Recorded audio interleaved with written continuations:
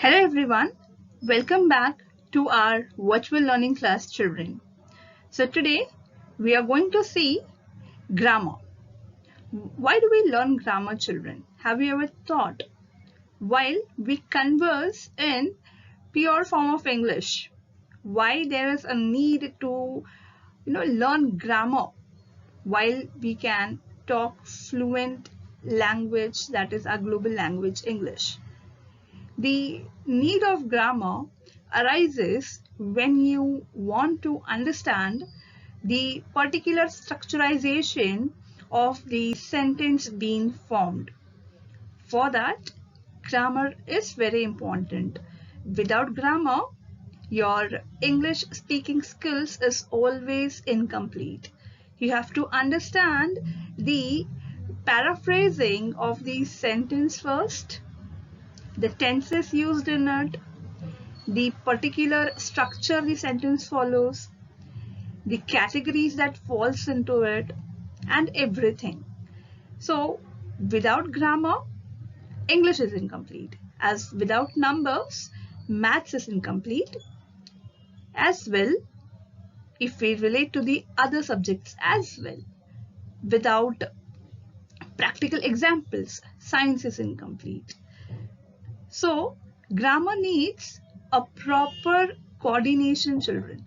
So let's study in our coming slides why grammar is important to us and what topic are we going to learn in today's virtual learning. Let's go ahead. So the topic we are going to study today is parts of speech, children. Parts of speech is been taught to you in your earlier standards. What do you understand by parts of speech, children? Speech, when we speak a particular sentence, when we organize a particular paragraph consisting of our different ideas been liberally inserted in the sentences, in the form of sentences. We speak from our mind, and while our mind speaks, it is written in the form of speech on the paper. So that particular speech that you have put on to the paper includes the parts. If you are writing sentence, that particular sentence consists of parts. You all know the parts of speech: noun, pronoun, adjective, adverb, preposition, interjunction, conjunction. Without these parts of speech, children, every sentence is incomplete. So today we are going to have a quick review of these particular parts of speech and the way they are used and the rules of how we have to use the particular parts of speech while we are paraphrasing our ideologies in front of anyone or into a piece of paper. So let's slide ahead.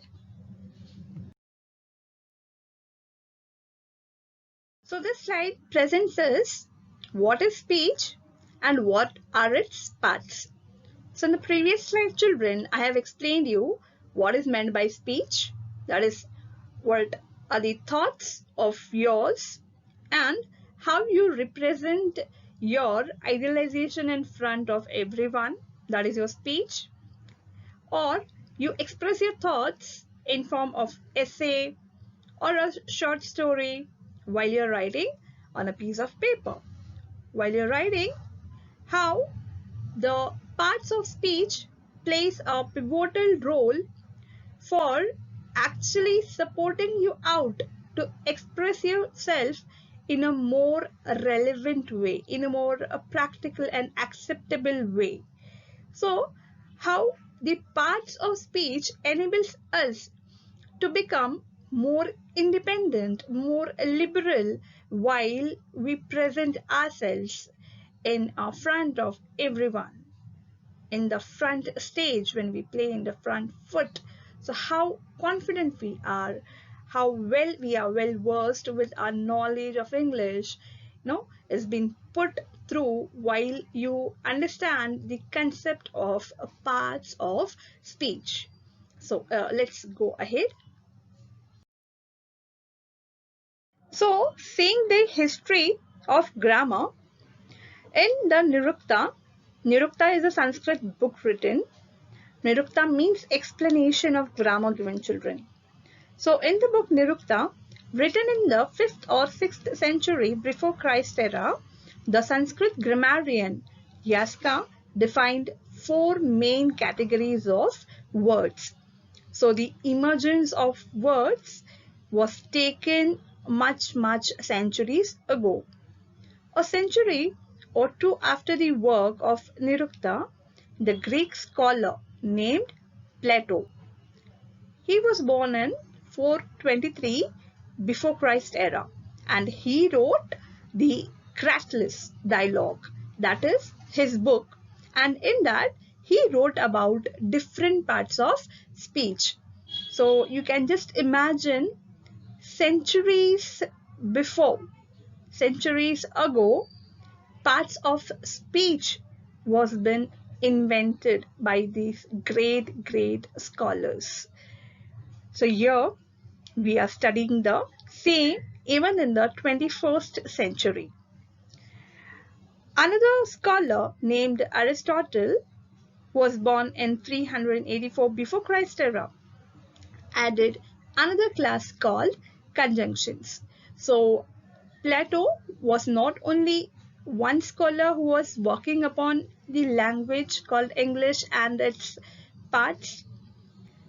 Many scholars actually garnered their knowledge into the comprehension of the language English being formed and the grammar that was enhanced through their efforts, through their restless efforts. So let us slide ahead, children. So starting with our first part of speech, that is noun, which we are very familiar about from our earlier days. So noun, they are the words that names people, places, things or ideas. For example, people say Ratan Tata, Azim Premji, etc. Places, Agra, Delhi, etc. Things like table, chair, etc. Ideas, that is truth, danger, happiness, etc. So while we slide ahead, children, we are going to study noun in detail as the part of speech. So let's slide ahead. This slide gives us an idea about what noun is actually. So you can see in the picture in the left hand side, what is noun? Is it an actual thing? No, it is the word. So here in the left hand side, they have given the picture of the computer, but is the object the noun? No, the object is not the noun, but the name for the object that has been given, that is computer, that is been considered as noun. Yes, and here in the right hand side we see the types of nouns. It starts with common noun, proper noun, abstract noun, concrete noun, countable noun, uncountable noun, compound noun, collective noun, singular noun, plural noun, and possessive noun. So the slides that are going to come ahead will give a clear picture about each and every type of noun along with examples. Let us go ahead.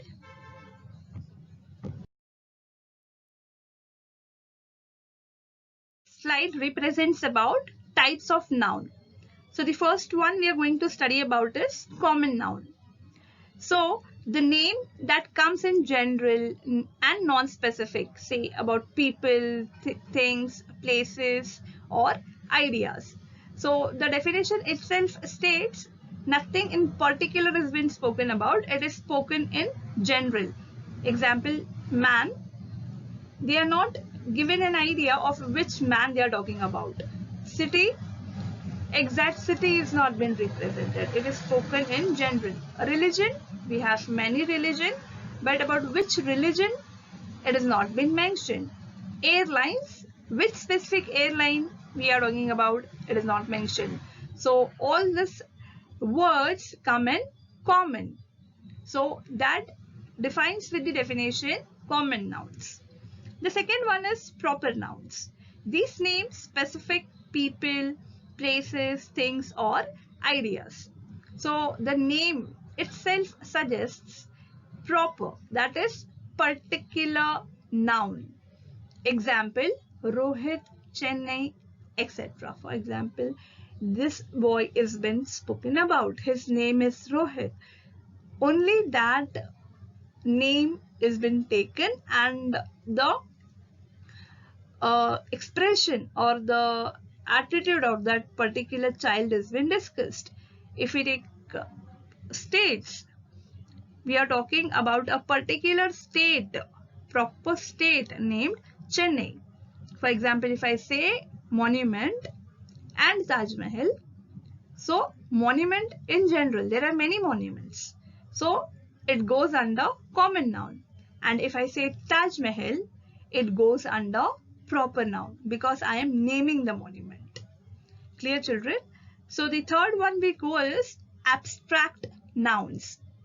They name something that you cannot perceive with your five senses. We all know our sensory organs. So we cannot touch, we cannot measure them, children. So happiness can only be felt, we cannot measure. Pride, we can feel it, but we cannot measure. Belief, that means faith, yes, we can feel it, but again we cannot tell someone this much faith or this is the amount of belief I have in anyone else. That comes under abstract nouns. Going ahead, the fourth one is concrete nouns. These name something that you can perceive with your five senses. You can see, feel, touch. That is your five senses. Example, ice, lion, suitcase, flower, chocolate. You can see with your eyes. You can see the lion. You can touch it. Suitcase. Again, you can pick up the suitcase. You can touch it. That is concrete, where you can feel. You can do movements with it. Then flower and chocolate. The fifth is the countable nouns, where you can count. It goes with the definition. This can be counted. Example, clock or clocks, pencil or pencils, movie, train, etc. Where you can count. Sixth one goes to the uncountable nouns. These could not be counted. Examples, milk could not be counted, children. It could be only measured. So, milk, rice, snow, you cannot even pick the snow and count. You cannot pick the rice and count, right? Again, rain, water, food and music. So, it could only be measured. So, that comes under uncountable nouns. Sliding ahead, children, let us see what we are going to learn ahead. Going ahead comes the seventh component of noun called compound nouns. These are made up of two or more smaller words. Compound words are always made up of two smaller words, children. For example, eyelid. Clear? Eye and lid. The word lid is been connected with the word eye, where you cannot differentiate between the words, but it will always come together. For example, personal computer. Clear? Here I've given examples of eyeglasses, New York, sunflower. You cannot take them out. So the words that always come together are called as compound nouns. The eighth one is collective nouns. They refer to a group of things as one whole. Example, bunch, audience, flock, team, group, family. So you can see the collective nouns being defined not as single but as a group, as a whole. The ninth one goes to singular nouns. These refer to one person, place, thing or idea. Single, the concept reveals it is single, that is cat, ship, hero, monkey, baby, etc. The 10th one goes to plural nouns.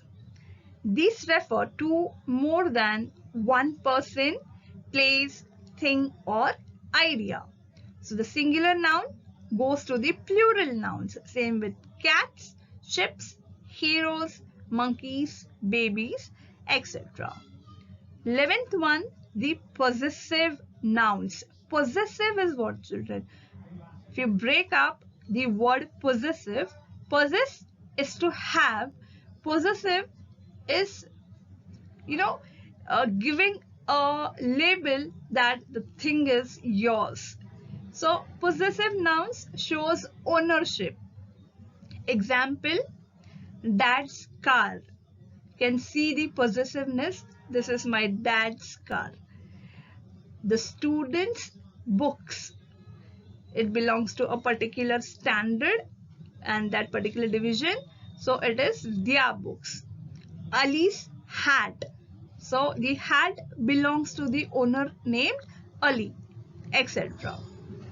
So I hope you have got the complete concept and the conceptualization of the concept I have delivered you about noun and the types of noun that plays a very vital role while structuring and forming our sentences, children.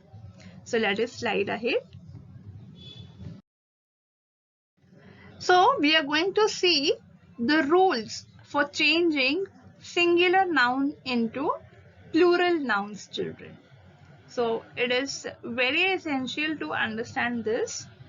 Even in maths, you say without understanding the concept, you cannot deliver any of your sum.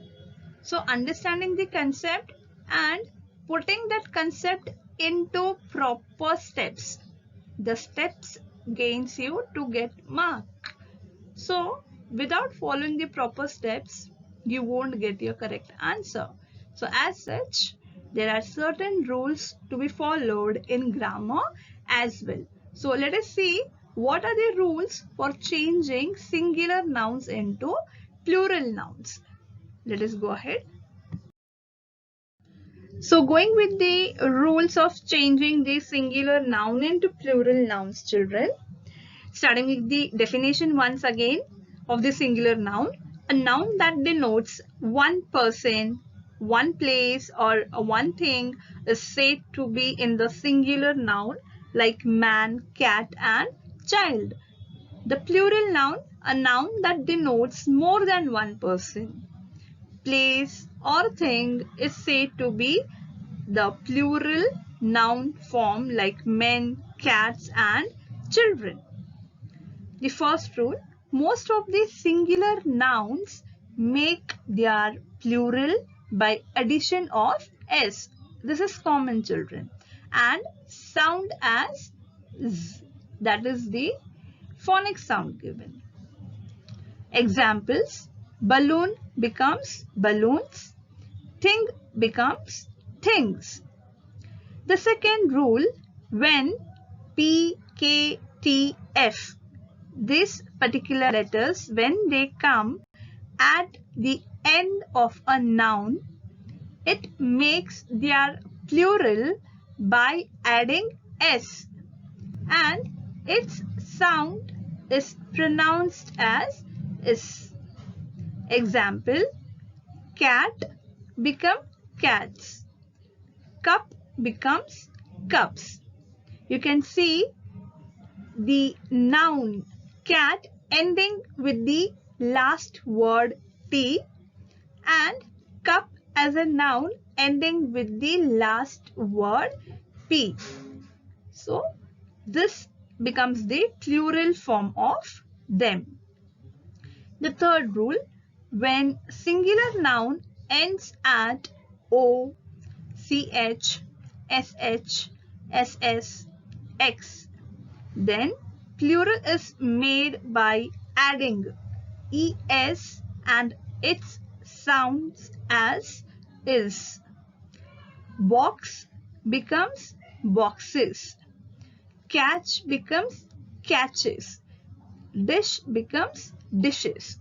So children, you have to always remember these rules in order to make the singular noun into the plural noun. It is very essential to understand.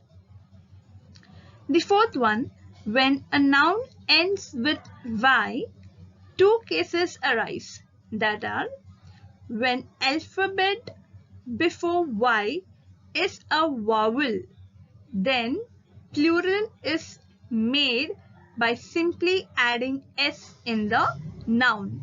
For example, boy becomes boys, toy becomes toys.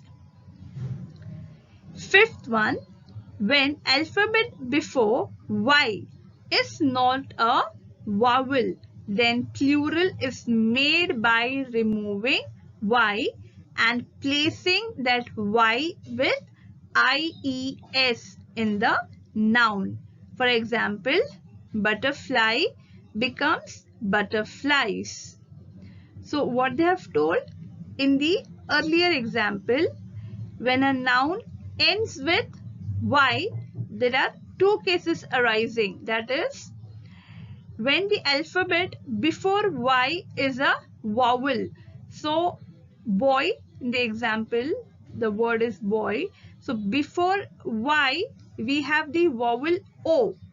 If we are having Y as a consonant and before the consonant O is the vowel, it becomes boys. Directly S has been added.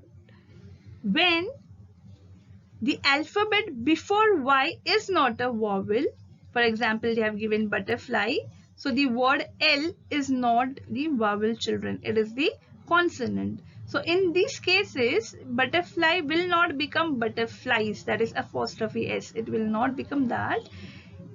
Instead of that, it becomes butterflies, FLIES. You have to remember these rules, very well versed. The sixth one, these 12 words always make their plural by just removing F or FE and adding VES at the end. We will see the example. Calf will become calves. Removing the F. Calves is the singular noun. Calves are the plural noun. Half will become halves. Wolf will become wolves. Wife will become wives. Knife will become knives. Thief, thieves. Shelf, shelves. Self, selves. Leaf, leaves. Life, lives. Loaf, loaves, and chef, chefs. So this particular 12 words are the particular examples, children, where the pronoun, the plural pronoun, is not going to change in any sense or any ways. Going ahead, the seventh rule, there are some nouns which end on F but make their plural. For example, chief, chiefs, gulf, gulfs. You can see the earlier ones were also ending with F. Now these examples are also ending with F, but they are not, their plural form are not ending with VES. So we have to be very particular when we are changing the singular noun into plural nouns. Then cliff, cliffs, roof, roofs, etc. Adding S without removing F. So in the earlier example, the word F has been removed. So see calves, that is singular, calves, that is plural. So F has been removed.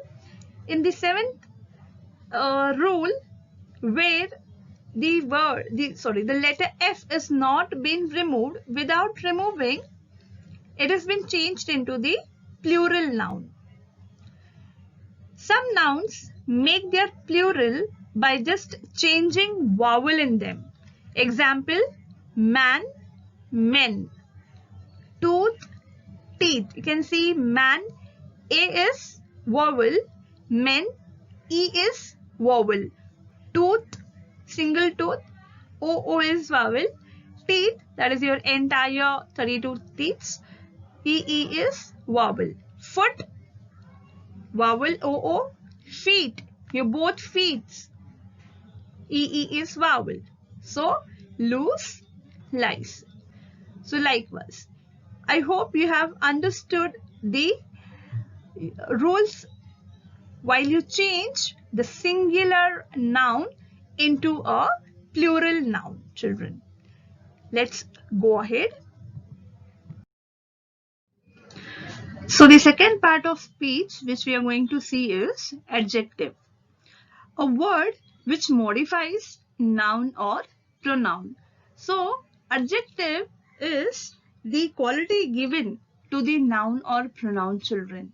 It enhances the quality of the noun present in the sentence or pronoun present in the sentence. It enhances, that is, it brings up the impact, the effect of the noun or pronoun in the sentence. Let us see the examples of adjective modifying the noun. Large elephant, where elephant is the noun and large is the quality given to the elephant. Empty house, where house is the noun and empty is the quality given to the house being empty. Adjective modifying the pronoun. He is brave. He is the pronoun over here and brave is the quality given to the pronoun. They are good students. They over here is the pronoun. Good is the adjective and students is the noun.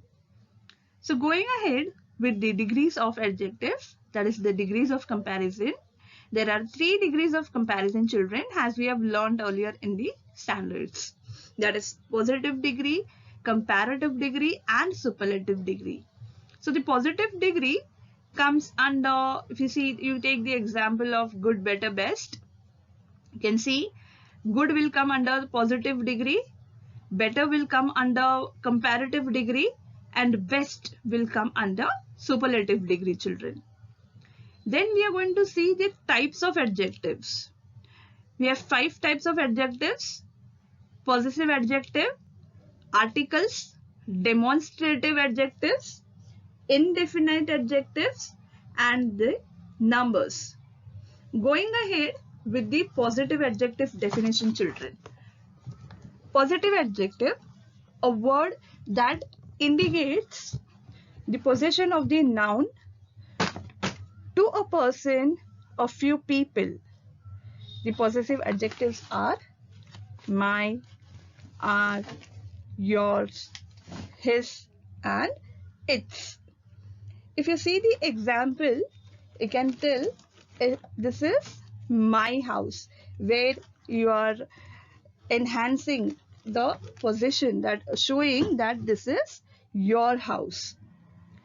Then you can tell India is my country, that India is your country, right? Then can take the example of his. This is his book. So you are showing the possession that the book is of his. This is her bottle, or that is her bottle. You are showing the possession that somebody is owning that particular bottle. So going ahead with the articles, with the definition, an article is a word that combines with noun.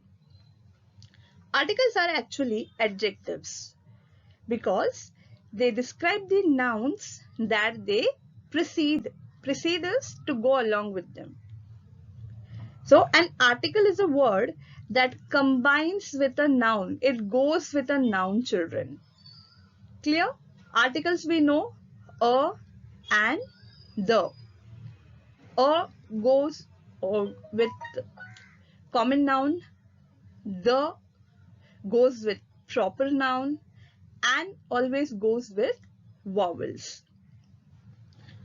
So articles are actually adjectives because they describe the nouns that they go along with, that they precede. In English, there are only 3 articles, as I told you, a and the. However, the 3 are not interchangeable. Rather, they are used in specific instances. Instances is example, children. If I say an apple, an owl, so you can see the article an, the indefinite article an, is being used only with vowels. The is always used with proper nouns, children.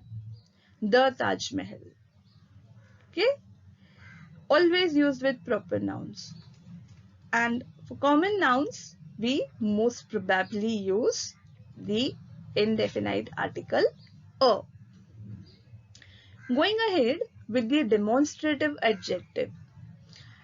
Demonstrative adjective, a word that directly indicates a person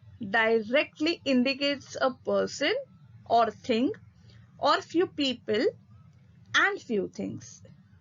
The demonstrative words are that, those, this and these. Taking an example, give me that blue water bottle. So there are variety of ranges in blue, but particularly it has been shown to give that particular blue water bottle. It varies in shapes also. So to point out the particular bottle, the demonstrative adjective that is been used. Give me those bunch of flowers. Many bunch of flowers might be there. You are pointing those. I want those. Clear?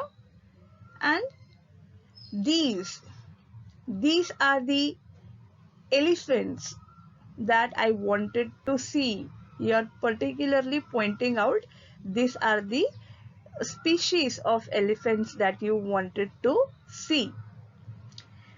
Clear, children? Going ahead with the indefinite adjective. An indefinite adjective is used to describe a noun in a non-specific sense. What is specific? Accurate. Non-specific, that is not accurate. In general. Non-specific is in general. The most common indefinite adjectives are any, each, few, many, much, most, several and some. Examples we can take over here is, how much chocolates do you have? I have few chocolates. So are you telling the number of the chocolates you are having? No. You are just being in general form that I have few chocolates. You can take the example of several. How many people were present in the hall? there were several people present in the hall. So you're not giving the numbers. You are just telling it in a non-specific sense, in a general sense. So I hope you are understanding the examples with each type of adjective, children. Going ahead with the adjectives of number. Adjectives of number refers to things that can be counted even if it is an indefinite amount in the sentence. In the previous definition, that is an indefinite adjective, we saw that the indefinite adjectives are always told in general that cannot be counted. But here in adjectives of number, they are telling even if the adjective is in an indefinite form, it can be counted. So these are numbers and amounts both. Cardinal numbers, that shows the quantity. 100 is the quantity. 150 is the quantity. And ordinal numbers, that is the position. First, second, third, these are ordinal numbers. 1,000, that goes under cardinal numbers. Gallon, first, fifth, etc. goes under ordinal numbers. So these kind of numbers that could be measured, that comes under adjectives of number, even though they are in indefinite amount, because we know their quantity and we know the position, how they are used in the sentences, children. I hope you are clear with the concept of adjective, degrees of adjective and types of adjective, children. Let's slide ahead. So the third part of speech is the verb. Verb are action words, children. We have learnt about this. The word which tells us something else about something else is called a verb. The word which tells us something else, okay, about something else. Say if Anil is driving. So who is driving? Anil. What he is doing? He is driving. He is in action. So a word which tells us something else about something else is called a verb. A verb denotes an action, feeling or being of a subject. Where you saw, I gave you example of Anil is driving, where Anil is the subject and he is driving, that comes under action. That verb denotes an action. Let us see the examples of verbs. The train moves. Moving is verb, that is the action given to the noun train, that is the subject train. The guest arrived yesterday. Arrived is the verb, the action verb, that is giving the feeling to the noun or the subject guest. He received his gift. Received is the action verb over here to the pronoun he. He is the subject. His, you can say his is the possessive pronoun. His is owning it. Let us go to the kinds of verb, children. There are three kinds of verbs: transitive verb, intransitive verb and auxiliary verb.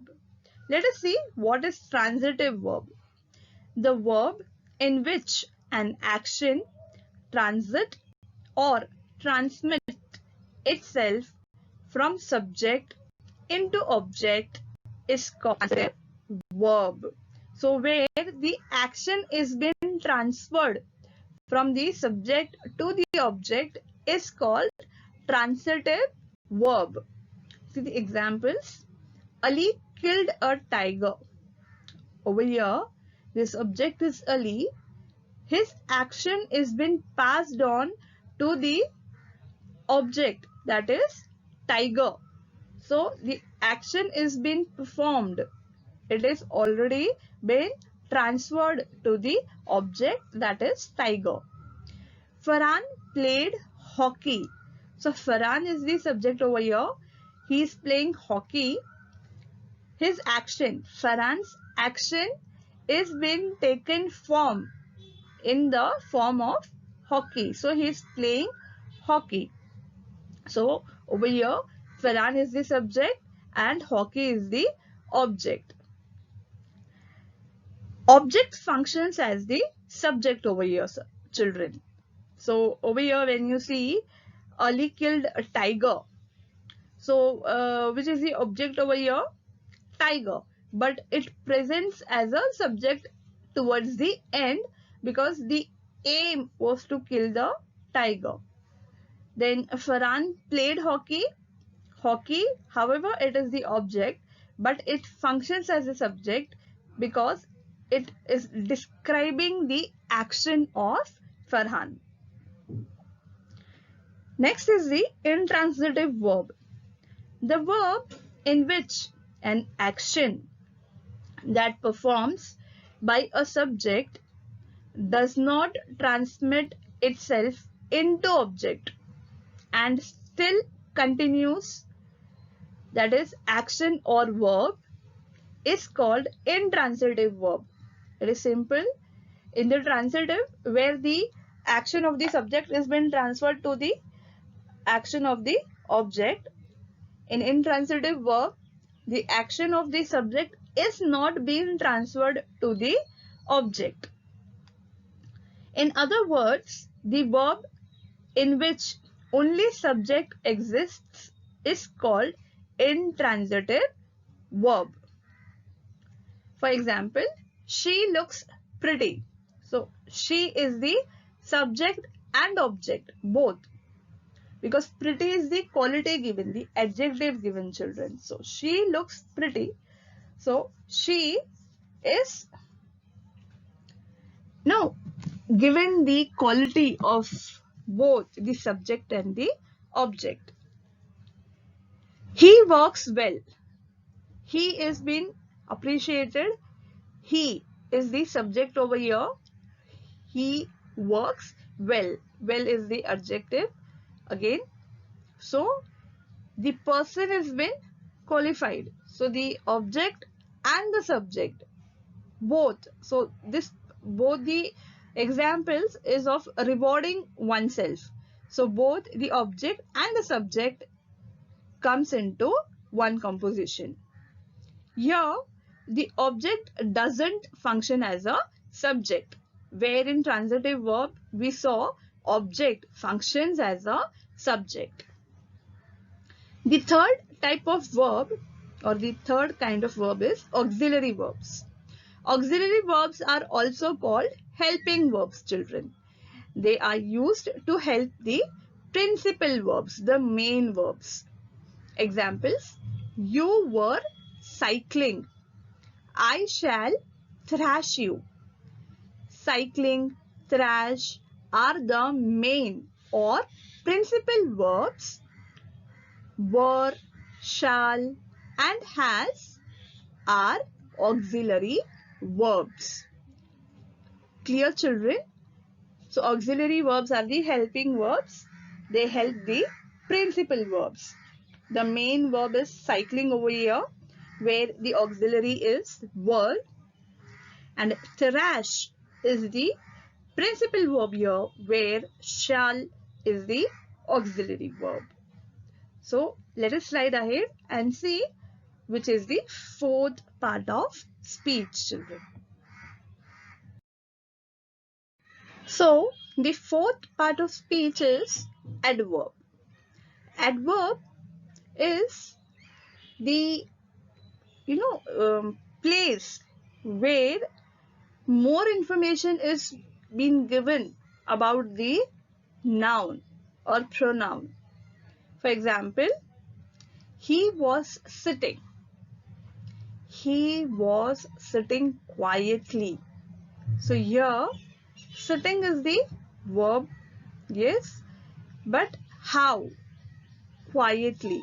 So, quietly is telling more about the subject or more about the pronoun he. Clear? She was dressed. She was dressed beautifully. So, she is the subject over here. She is the pronoun over here. Dressed is the verb over here. But how she is dressed? She is dressed beautifully. So, that comes under adverb, children. Let us go with the definition. Adverb, basically, most adverbs tell you how, where, or when something is done. In other words, they describe the manner, place, or time of an action.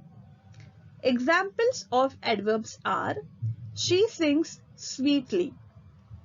As I gave you earlier example, she sings. It is a complete sentence, children. But how?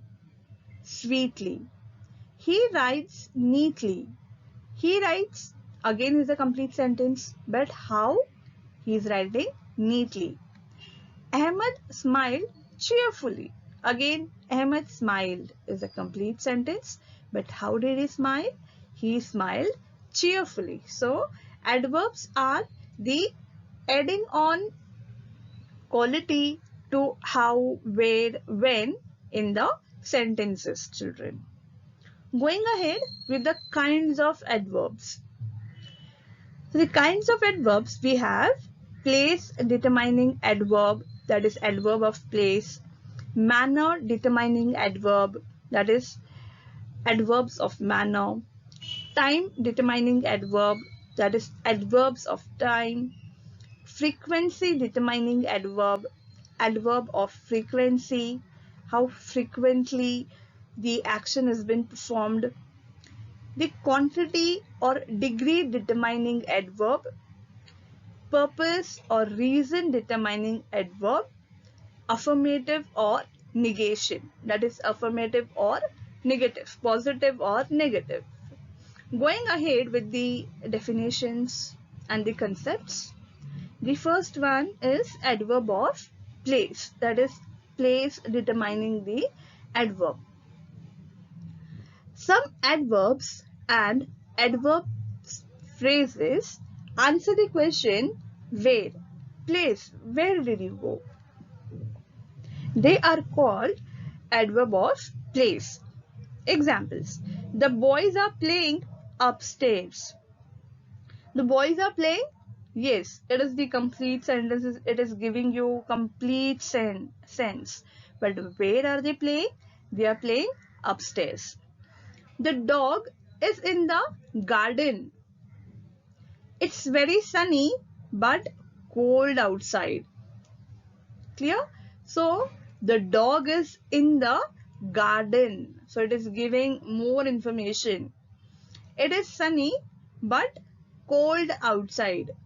It is sunny is the complete sentence, but what you are more adding, that it is cold outside, but it is cold outside. So if you say the dog is in the garden, where is the dog? Your answer is in the garden. I have lived here for about 2 years.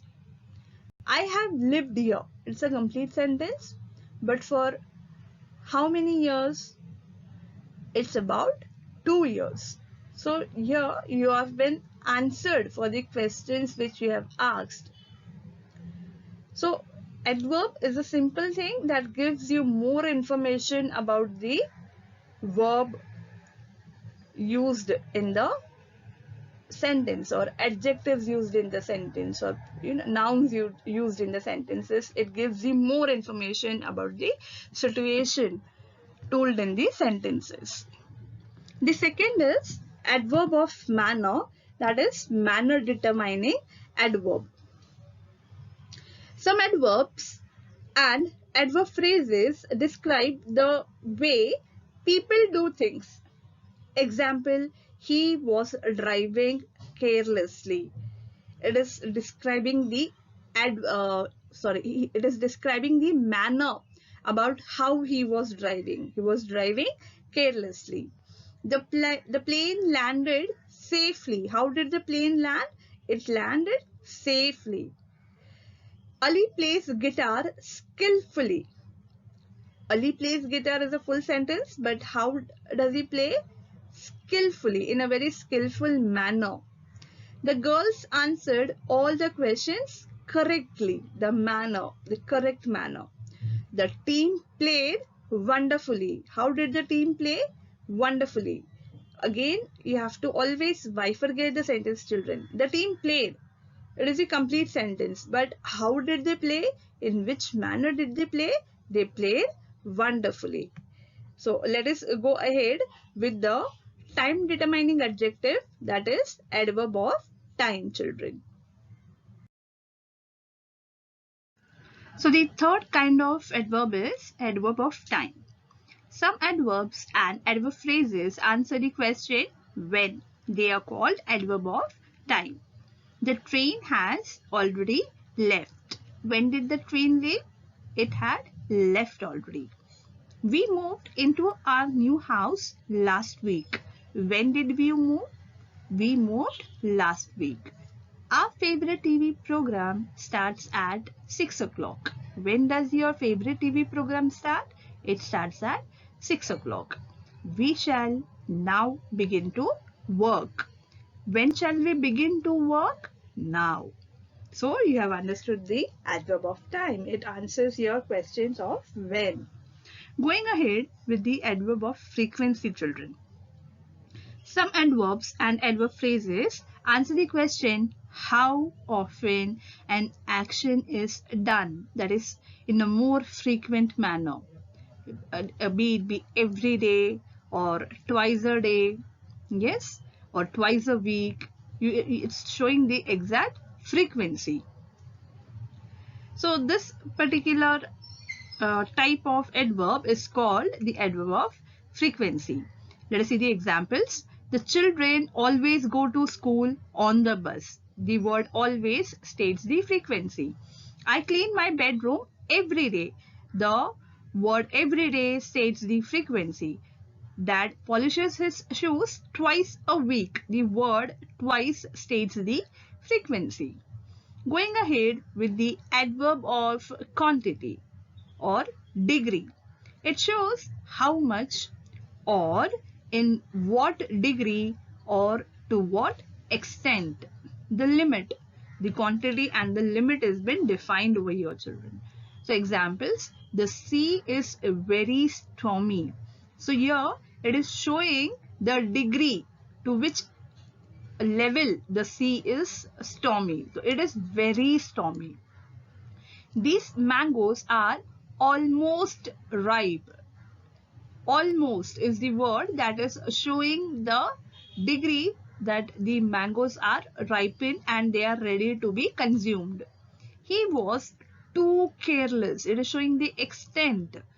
How he was careless? He was too careless. So it is showing the extent of the person being careless. The next is adverb of purpose or reason. The adverb which tells about a reason is called adverb of reason. Example, he is hence unable. This word unable and hence shows the adverb of reason. He is hence unable to refute the charge. He therefore left school. He therefore left school. So something might be the reason for him leaving the school. We all go for a picnic just for enjoyment. So what is the reason over here? Why they are going for the picnic? Just for enjoyment. So the reason has been shown. It has been answered. Going ahead, the adverb of affirmation or negation, that is purely yes or no, that is positive or negative. The adverb which says yes if it is yes and no if it is no. Examples: I don't know. Surely you are mistaken. He certainly went. So all these examples states the adverbs of affirmation or negation. Let us slide ahead, children. So let's have a quick recap on the formation of adverbs, children. Most adverbs are formed by adding ly to their corresponding adjectives.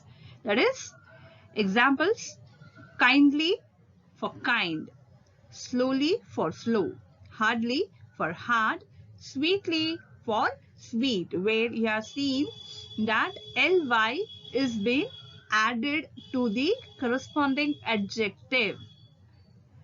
She is very beautiful. Adjective. The word beautiful enhances the pronoun she. She is beautifully dressed. So ly is been added, so it is considered as adverb. How she is dressed? Beautifully. He is a strange person. Strange is an adjective. He behaved strangely. How did he behave? He behaved strangely. So that is an adverb. The points to be noted: if the adjective ends in y, replace it with I and then add ly. See, examples: happy, where it is y, and removing y, you are going to add ILY. That is happy, happily, angry, angrily, lucky, luckily. Second point, if the adjectives ends in able, that is unable, IBLE can be edible, or LE, replace the E with Y. Example: probable, ending with ABLE. You can replace ABLE with BLY. That is, you can replace it with LY. Probable, probably. Gentle, gently. Horrible, horribly. Third point, if the adjective ends in IC, add ALLY. Examples: basic, IC, basically, ALLY. Economic, economically. This rule, however, has no exception. Why? Because the adverb form from public is publicly, not publicly. So we have to learn more and more grammar, children, in order to understand how the rules work accordingly for each part of speech. Let us slide ahead. So the next part of speech is preposition, children. The word used before noun and pronoun to show relation between other words in the sentence is called preposition. It is showing the relation of the noun or pronoun with the other words in the sentence. Let us see the example. There is a cow in the field. There is a cow in. The preposition is in over here, in the field. He is fond of tea. Of is the preposition over here. I go to university daily. To is the preposition over here. So it is connecting. He is fond of tea. The word of. There is a cow in the field. I go to university daily. So you can understand the preposition playing a vital role connecting the nouns and the pronouns in the sentences. So we have common prepositions, children. Some common use prepositions are on, in, of, under, about, against, into, like, above, over, from, for, across, during, except, upon, after, without, in, front of, between, etc. So in these years, we all have come through this common prepositions. Classification of prepositions, that is simple prepositions and compound prepositions. These include following examples: at, by, in, on, off, out, through, till, to, up, with, from, of, etc. This comes under simple prepositions, children. Now, compound preposition. It is composed of two words instead of, according to, because of, in addition to, etc. So simple prepositions are single prepositions, right? When we saw common prepositions, we saw in, front of. That is the example of compound preposition, where the preposition is being carried through the word along with it, like instead of, according to, because of, in addition to. These all come under compound prepositions, children, etc. So you should have the analytical skills to understand and classify the simple prepositions and the compound prepositions. Prepositions with noun, adjectives and verbs. Nouns and prepositions. Example: his fear of flying made travel difficult. Nouns with preposition. Here, his is the pronoun over here. His fear of flying. Of is the preposition over here. Made travel difficult. Second, adjective and preposition. Examples: Ali is afraid of bats. Your adjective is being afraid of bats. Preposition is. Adjectives and prepositions.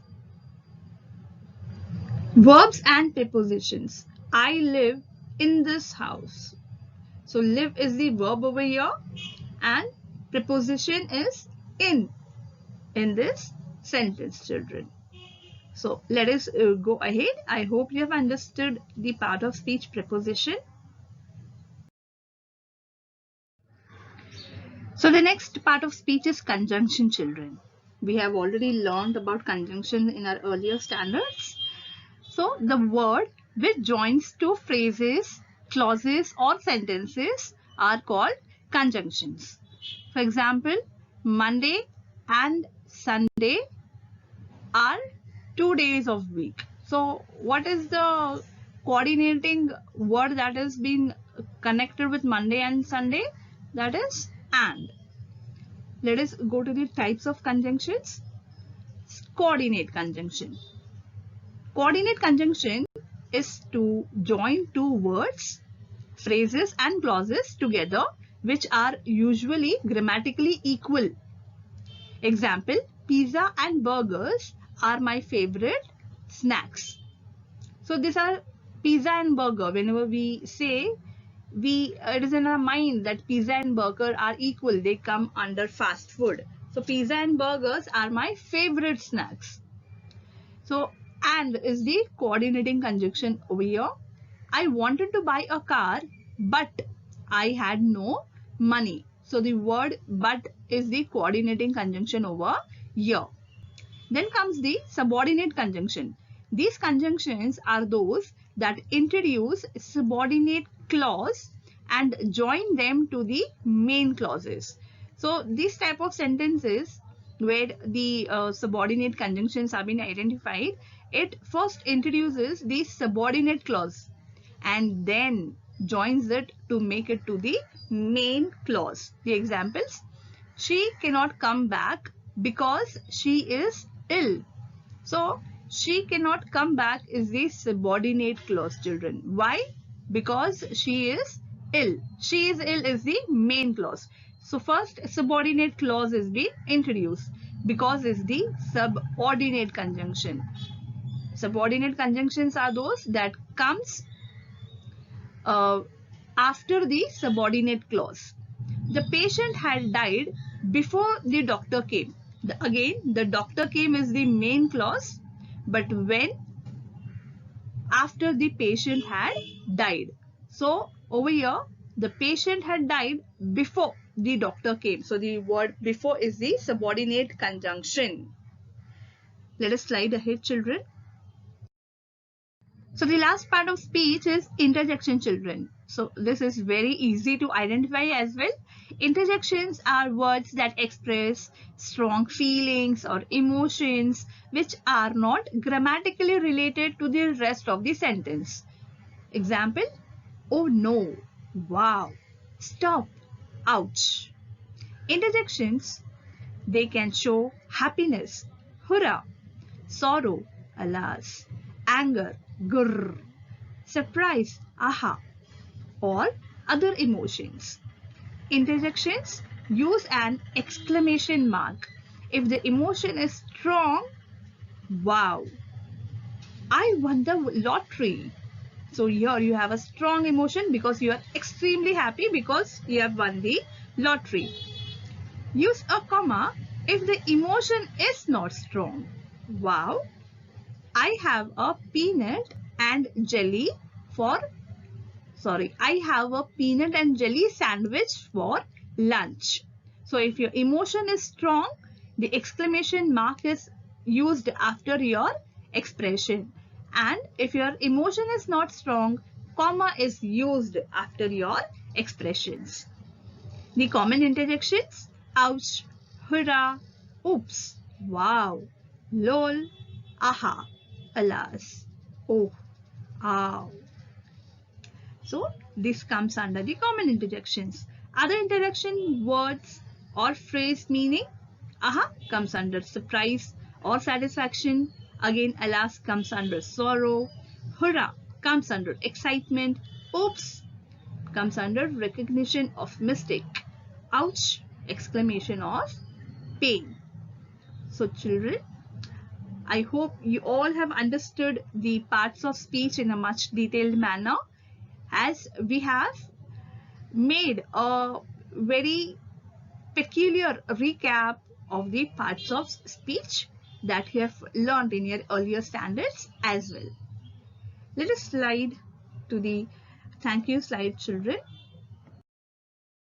So thank you all, children, for joining me in this session where we have learned our 8 parts of speech. I hope you all understood in a much detailed manner. You all are having the idea of the parts of speech from much before. This was a quick revision for you all of all the parts of speech. We saw the kinds of the parts of speech that were made you understand once again. We saw the rules and regulations as well, how we have to change the singular and plural nouns, and how adverbs can be changed. Everything you all had a quick, well-versed replay of it. I hope you enjoyed this session. Stay well, stay safe. Thank you, children.